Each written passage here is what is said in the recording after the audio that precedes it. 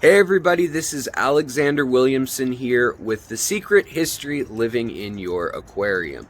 So today we're going to talk about the most popular subject that has been on my channel by views, and that is filterless aquariums.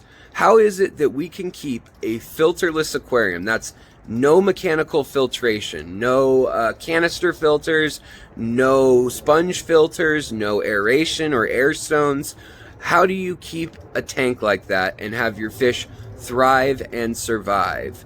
And it all comes down to what I've deemed as the 7 variables. And I call them variables because basically you can decide that you may want to take advantage of one of them, but that may mean that you need to reduce one of the others or raise one of the others. So they're all kind of linked to one another in an ecosystem.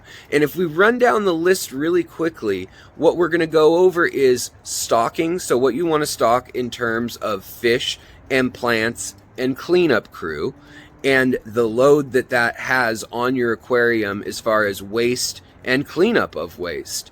Then we're going to go over biofiltration as number 2, or surface area and ways that you can get more biofiltration in your tank. Now, I said filterless, but even a fishbowl has a filter. Bacteria, algae, and other things like fungi and cyanobacteria begin to form in biofilms and other little scummy, slimy elements in even a fishbowl that has a glass side. So every tank, every ecosystem eventually has filtration in the natural sense. However, not every tank has non-electric, non-air powered, totally biological filtration. And that's what we're talking about today. Not only that, but we're also going to talk about the part that I didn't discuss in my prior videos, which is tanks that you only need to top off with water. No water changes. How is that possible? How can places like when Aquarium Co-op has toured down Ocean Aquarium down in San Francisco, where they haven't done a water change in 25 years? What are the secrets to that? What are the basics to that?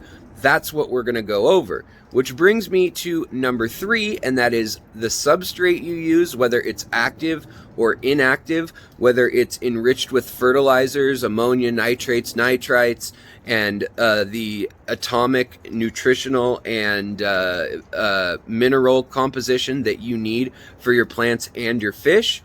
And then we're going to go on to lighting, and that is, do you use high light, medium light, or low light? If you use high light, you're going to need more fertilizers and things. So as that variable goes up in intensity and in cost, frankly, because high-powered lights can be expensive, your other variables may have to rise also, but then different variables out of the 7 will lower. So it works out kind of cool in that way, and we'll talk about that more.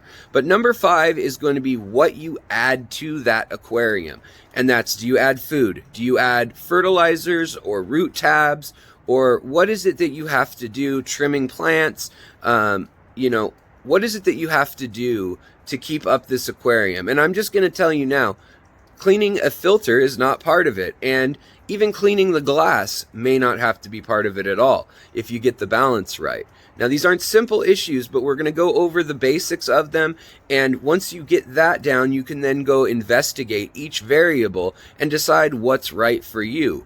This isn't the easiest method of keeping fish, and it's not the most robust or safe method in the long run because things can crash. Ammonia can build up if you don't know what you're doing, or if something just goes wrong in the ecosystem. But hopefully I'll help you understand all these moving parts, and you can decide if this is something you're ready to tackle.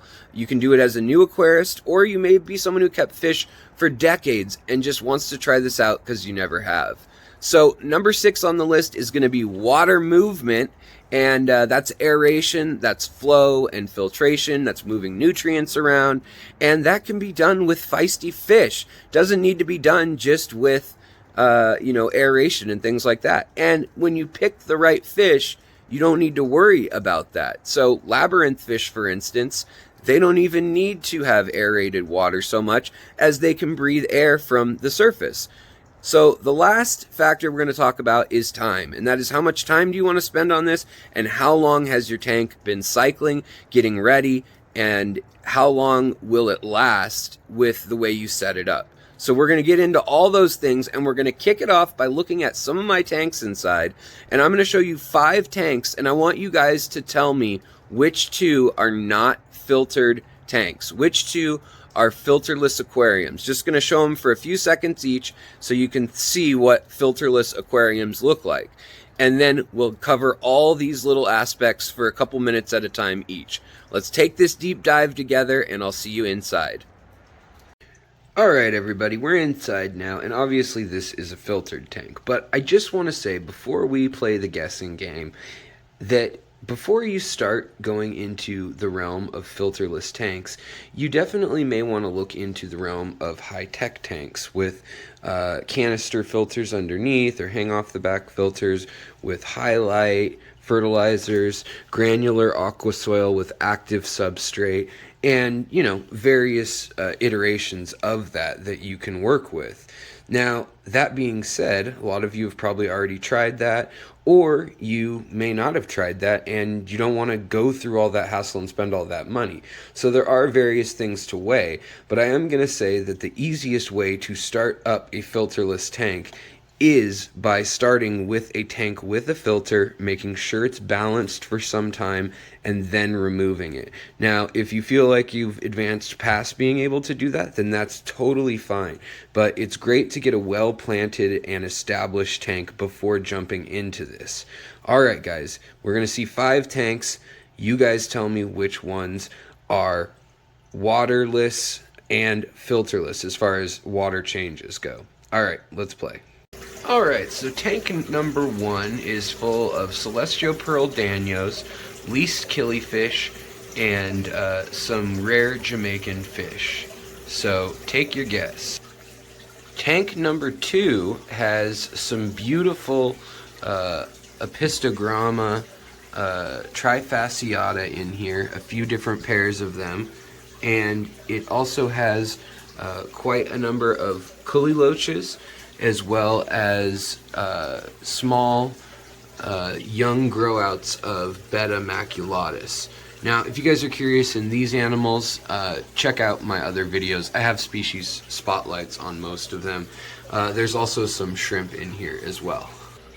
Tank number 3 is a low acidity, high tannic tank, and I did leave in a canister filter from when I cycled it, but the pH in this tank is actually below 6.0, and because of that, if you were listening in the beginning, it has some special properties which we'll talk about in a sec too. There's no limit to the size of tank as far as running a filterless tank. However, it is important, and probably most important, to know the creatures you're stocking it with, and also to know what their living conditions need to be like, what their water parameters need to be, how much oxygen they need in the water, and the temperature and things like that. Very important. This is one of the larger tanks, and there's algae growing because this is also a pleco and cory grow out tank, as well as a barb and live bear tank, and even there are a few buffalo head cichlids in here. Then we have another tank, a 20-gallon, that's full of very low light plants, and the fish in here are known as Turkana jewel cichlids, and they have spawned for me twice already this year. They're just a beautiful fish from Lake Turkana. And number 5 on the list, we have a tank with some very teeny ember barbs that are one of the smallest fish in the hobby. It's a 10-gallon tank. They're from Africa, as well as some Celestial Pearl Daniel growouts and some Scarlet Batis, which also spawn in here. Now, in this tank, you'll also notice that there is a sponge left in here, and that's just to give it surface area to be colonized by good bacteria. Oftentimes, I'll set up a tank, and I'm going to tell you this one, because we're going to start talking about the 7 fundamentals now, is definitely not a filtered tank. It does have a heater since it's next to the window, and it's set to 75, so just in case the room gets too cold, it will kick on. However, that sponge has not had air to it in probably a year and a half, and that includes time before I moved houses. So this tank has been completely cycled and self-sufficient, and it doesn't even have a deep substrate. It doesn't utilize anoxic filtration or BSB baskets, all of which you can look up and learn more about in my other video on filterless aquariums and anoxic and anaerobic filtration systems. But in this video, we're going to talk about simpler things and how to set up a tank for anybody. Those videos, if you're interested in those niche subjects, go ahead and check them out. I'll link them at the end. But if you're interested in how to simply set up a tank and then convert it to filterless or set it up filterless, let's talk about those 7 fundamentals now. So everybody, I feel a little bad because all the tanks that I've shown you are filterless. They all have a filter sitting in them, but there's no airline in it, and it's simply a sponge for surface area because it's so important. And we'll talk about that in just a moment. But I just wanted you to see the range of tanks and substrate and even fish species that can live really happily in tanks that have no running aeration, no running filter that's mechanical. It's really quite astounding once you look into it. Now, one other thing that's going on in this tank that I want you guys to check out is there are little air bubbles that are forming from the plants, and you can actually see that going on the moss and on the wisteria and water sprite that's in here, as well as the kabamba. And the reason for that is it is a fertile tank. There's gravel in here, but there's a really good mix of root tabs as well as fish waste from lots of baby fish and lots of high quality food, which feeds the plants. And under a semi-high powered light, they are then able to convert that as well as the light energy into growth. And when they do that, all day long they produce oxygen, which diffuses into the tank and allows the fish, like you see these small Corydora that are growing out, to be very active, as well as these little plecos that are growing out too.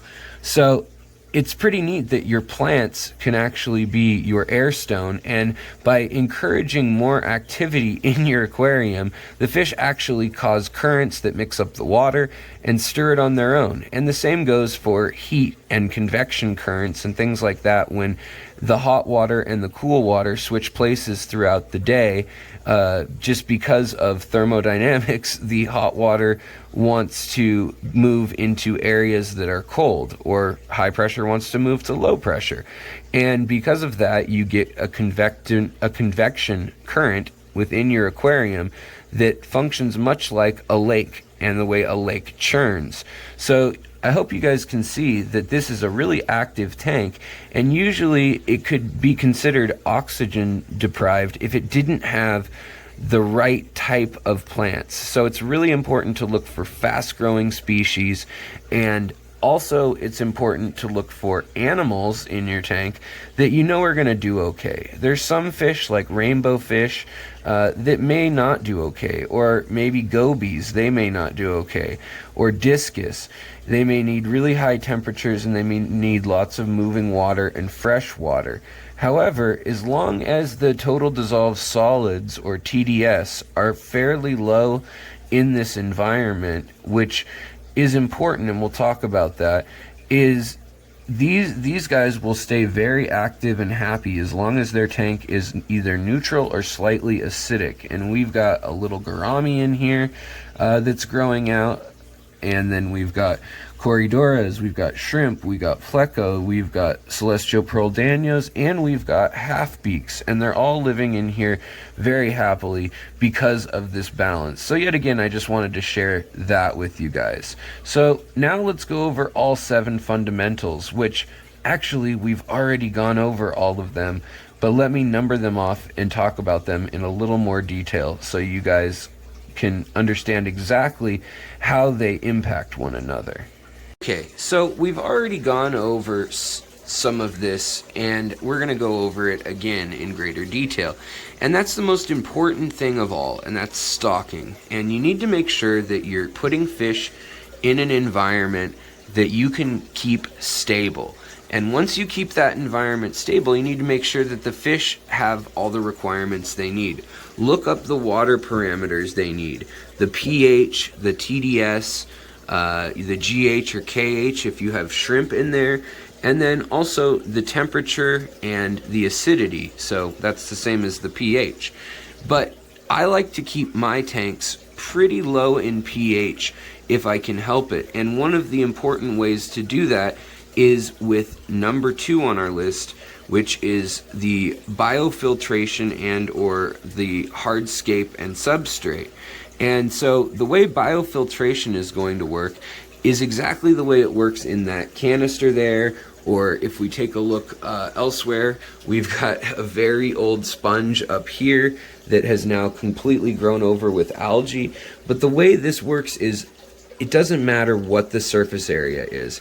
As long as there is some small amount of oxygen and water flowing over it, you will be able to culture the bacteria Nitrobacillus that actually grows and is able to filter your ammonia, which is from your fish poop and or food that is decaying that they don't eat.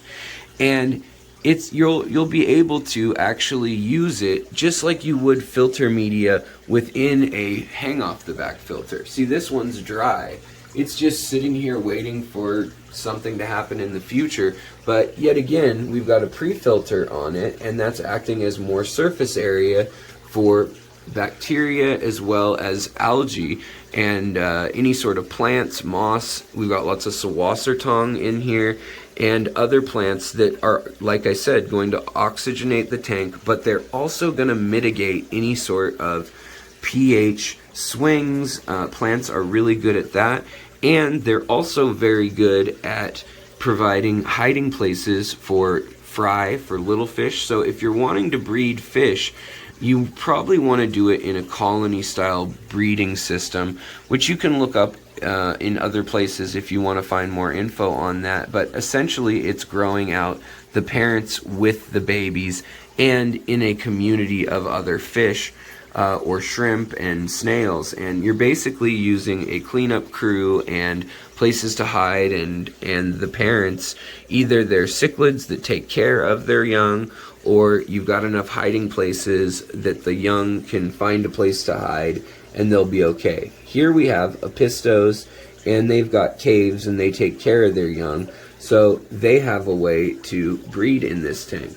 However, for a lot of people, the filterless tank is not necessarily set up for breeding the way some of the larger tanks that have filtration in them might be, where you're used to being able to keep a large number of fish in one tank. Now, that being said, I feel like this is a pretty good number of fish for a filterless tank. And the other thing about all these tanks I'm showing you is I only top off the water that evaporates. So less than a 5% water change a week. And sometimes it's even less than that if I have the lids on it in the summer to stop the evaporation. It just perspires and then drips back down from the condensation. Now, the biofiltration that's going on just needs surface area. So the more porous surface area you have, the better. And also, the less waste you have from your fish, the less surface area you need to process bacteria. Here we can see this rock has been covered in algae, and algae is, after all, a plant, and so it is also producing oxygen, bringing in the CO2 that the fish are creating, and it's absorbing ammonia, nitrites, and nitrates. The other place that you need to think about, and you could see it very clearly on this tank, and it brings us to the number 3 item on the list, is substrate. And the substrate, which we were just touching on, is really important for the same reason that the bioactive filtration is important, and it's that it is surface area. So when you use these aqua soils that have a rounded shape to them, you're then able to get much more surface area than if you were to have a flat glass bottom or large round rocks, for instance. Beyond that, you can see in this tank that it's been settled for a long time, and you can actually see where the iron and the nutrients from root tabs has diffused out and been oxidized. Now this tank has been going for about 4 years now, 3.5 or 4 years, without any sort of filtration on it. So it is well seasoned, and when you do that, the other thing that occurs that is really important for these filterless tanks, this one has a filter here, is you get mikrofauna and flora, and this all goes into your stocking list. And this also figures into how much you're going to feed your fish. In here, I've trapped a little, what we call a scud. It's a little amphipod. It's a little crab-like creature, and it eats any sort of detritus or mulm, which is what we call fish poop that settles at the bottom. And in here, it also provides a great food source for these wild bettas. These are a wild type betta, and I have 3 of them in here.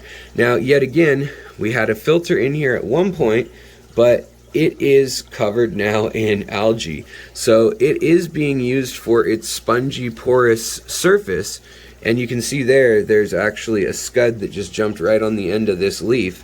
But they make for a good meal, plus they also help break down a lot of the waste products, and they clean off the plants quite well, which stops things like algae from growing. But if you do have a tank with absolutely no filter, you need to make sure that you're okay with a little bit of algae, because it's much harder to control algae and swings in the tank and in its parameters when you don't have any sort of control on it. Now, the smaller it is, the harder it is, because when you have a little tank, things can go south quickly. It only takes one small little creature or a couple shrimps to die in order to cause a whole big ammonia spike and then a cascade of other fish passing away. So when I'm using these 5 and 10 gallons, it's because I've worked slowly at building up the stocking, slowly at increasing the amount of biofiltration by creating more surface area. And in stocking choices, I'm including plants. So I'm using very quick growing plants that don't need much light, like hornwort, water sprite, wisteria, mosses, and guppy grass in all these tanks, because it's a great way to just pull out the nitrates physically as they've already been grown into the plants for you, and the plants filter them. Now, another really important thing, which is number 4 on our list, is going to be the lighting, because that regulates how quickly the plants can do what they do and how much they can do it. It also limits what kind of plants you can have. So here we have all very low light plants, and even though it's a low light plant, hornwort can grow very fast, like up to a foot a week, and that allows us to trap all those compounds like ammonia and nitrites, nitrates, and literally pull them out. And meanwhile, while that's going on, the bacteria that lives on all these little fuzzy surface areas and things is equaling out the rest, and it's transferring it into those nitrates that are less harmful to fish. So what do you need to do with those plants after light is feed them. And the issue with a lot of filterless tanks is people run into actually stocking them too lightly and then ending up with no food for the plants. And that's totally fine to do, and it is a good idea when you're starting to keep the stocking amounts of fish very low, because then you won't have a spike in ammonia or something like that. You'll actually have some air room in case something goes wrong. But at the same time, they're not producing enough waste to settle down into the bottom, and then the nutrients from that turning into good quality food and mulm for your plants, which also takes time.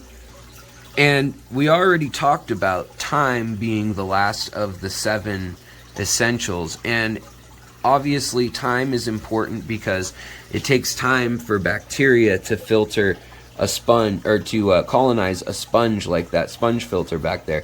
It takes time for algae to stabilize and stop growing. It takes time for the duckweed that I have in almost all these tanks to grow along the entire top of the tank and get to a point where I can just literally scoop it out, as well as scooping out or trimming the extra plants in order to manage the actual biomass in the tank, because the food that the fish eats gets broken down in the fish, and then again by shrimp and all the snails that you see in these tanks, and then it falls to the ground and turns to this light dusty mulm, and over time it compacts and mixes with whatever substrate you chose.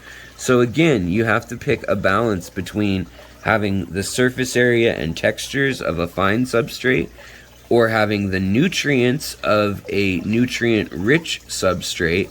So, like these substrates here are designed. They're designed for plants, ADA Amazonia or Fluval stratum.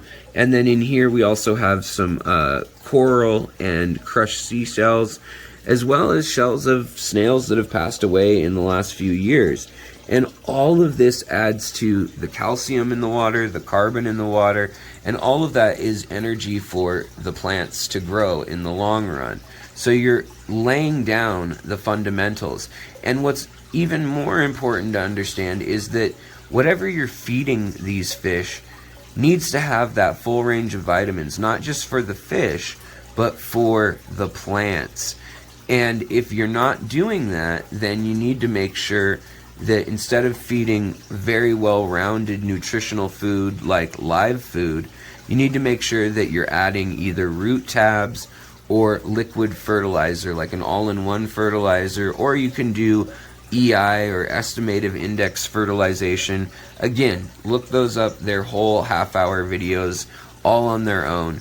But I'm just letting you know that there are several ways to do it, but it's all a fine balance between how much waste your fish can produce and how much waste your plants need to be able to consume that, as well as enough light to metabolize that and then turn it into oxygen and also trap those waste byproducts in a way that then we can trim and remove them, like I've been saying. Now, before time, we skipped over number 6, which is the movement of water. We skipped over it, but we already did talk about it a little bit. So let's take a look at another tank and we'll finish up that thought. So again, choosing a live food like baby brine shrimp or Daphnia makes it so that you have fish that swim around and actually move the water in the tank around. And if you were to put dye in the tank right now, you would see it swirling around because you've got the Corydoras jumping up and down, you've got them going all over the bottom, you've got Malaysian trumpet snails overturning the substrate, and yet again we can see all the minerals that have stratified out of there and been oxygenated and oxidized.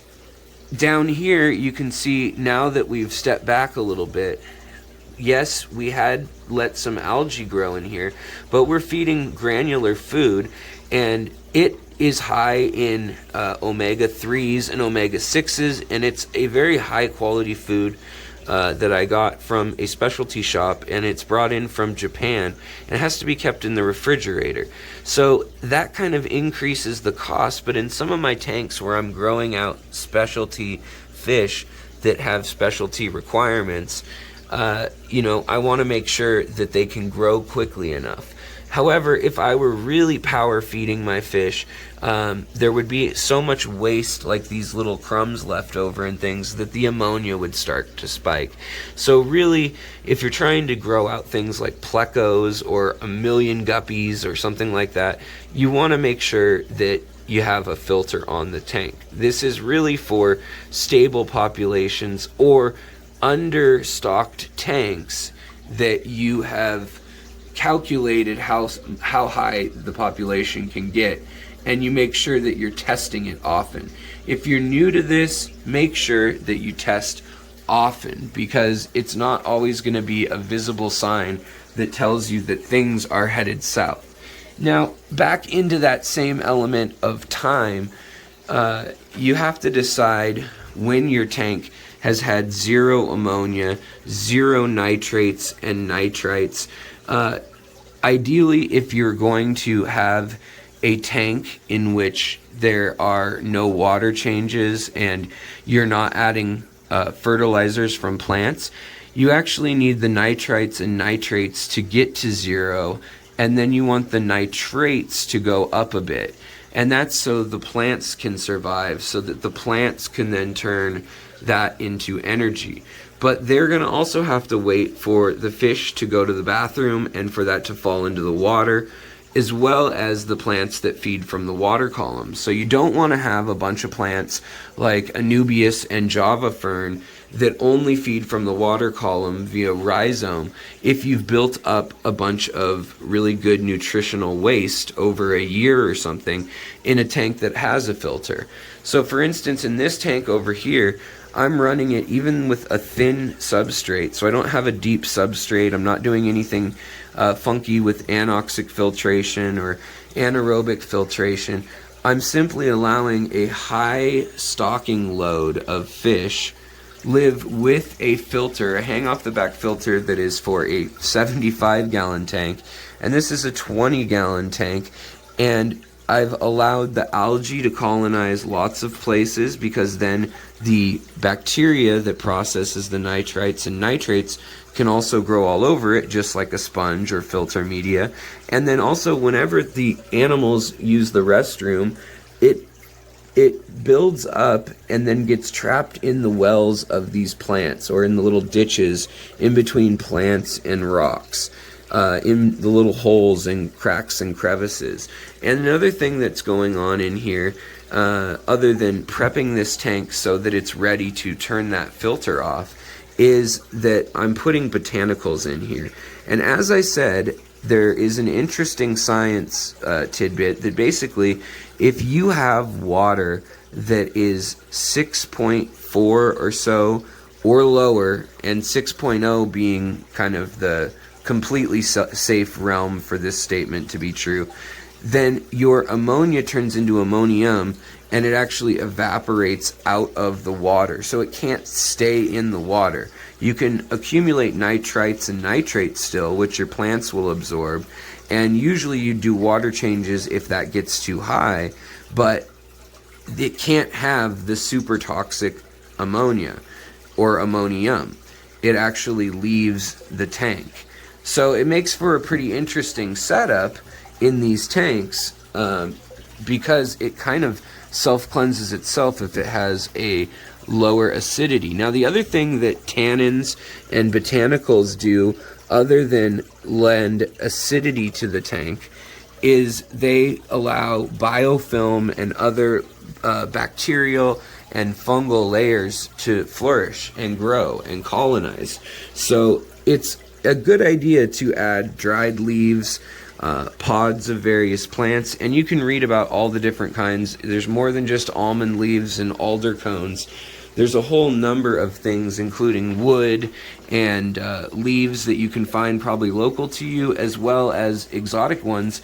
And in that same vein, as those leaves break down, they're going to turn into mulch in the soil as the shrimp and other creatures eat them, and they're going to have nutrients for your plants too. So you want to make sure that when you're putting leaves in your tank, that you're looking into what kind of leaves you're putting into your filterless tank, so that you're putting something with nutrients in it. So I suggest jackfruit or guava leaves over any other, honestly, and that will help have a really flourishing tank like this one that's acidic and has some tannins in it. Now, if it gets too high in tannins, again, water changes are going to be the thing that you're going to have to do to take care of it. And if a fish gets sick, you're going to have to treat it either by removing it quickly before it impacts the other fish, or by treating the entire tank. And when you don't have a filter on the tank, that can be rough. A lot of times the fish need that extra oxygen, they need that extra flow, and so there's no shame in putting it into a hospital tank that may be more set up like this one, where they have room for error and where you can do more water changes. However, I find that my fish rarely get sick in all these tanks without filters. As long as you keep them free of parasites, you can host a whole lot of critters in here. This tank would be beyond packed with these albino ram's horn snails that I breed, but because of the fact that everybody is well balanced in this tank and the water and every fish has acclimated very slowly to the levels in it, we have bettas breeding in here. We have 24 karat gold white cloud minnows, and we have meteor minnows, as well as a number of different shrimp species and snail species in there just to be a cleanup crew. Now, they're building up layers of mulm, and most of these plants are not planted, so yet again it goes back to we don't want to put a really powerful light on there, because these plants aren't going to take advantage of the soil. They're taking advantage of the water column. So one thing you can do, basically, if your nitrates and nitrites start going up, the nitrites shouldn't be going up. If they do, your tank is uncycling.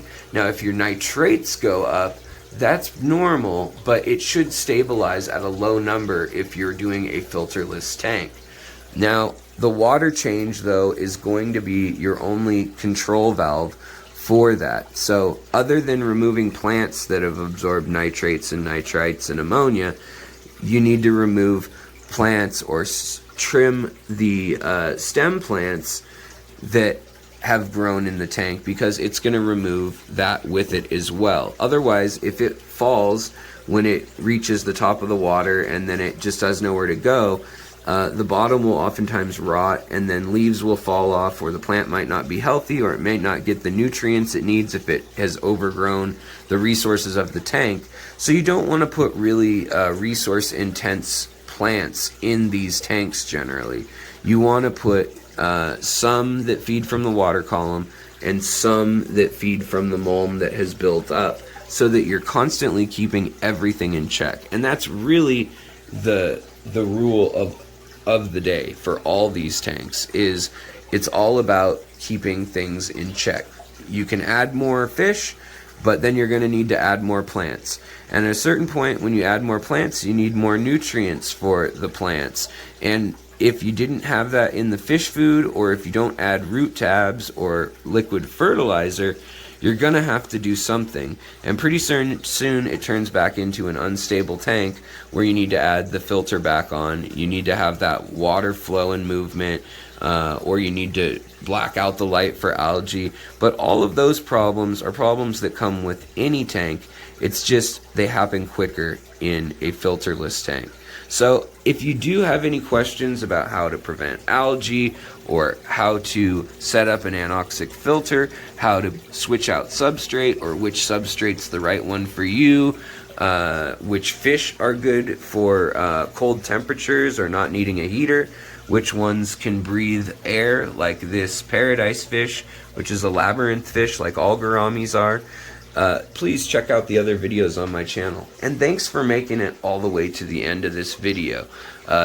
I've had a good time explaining this to y'all, and I hope you guys have had a good time watching. Let me know if you keep any of these filterless tanks, or if you have any questions about it. The community in this channel and in this this whole section of the hobby is very friendly, so please feel free to ask any questions you may have that weren't answered in this video. Thanks again, guys, and I'll talk to you next time on The Secret History Living in Your Aquarium. If you could do the little YouTube thing, the like, the subscribe, I'd appreciate it mightily. Thanks again. Bye-bye.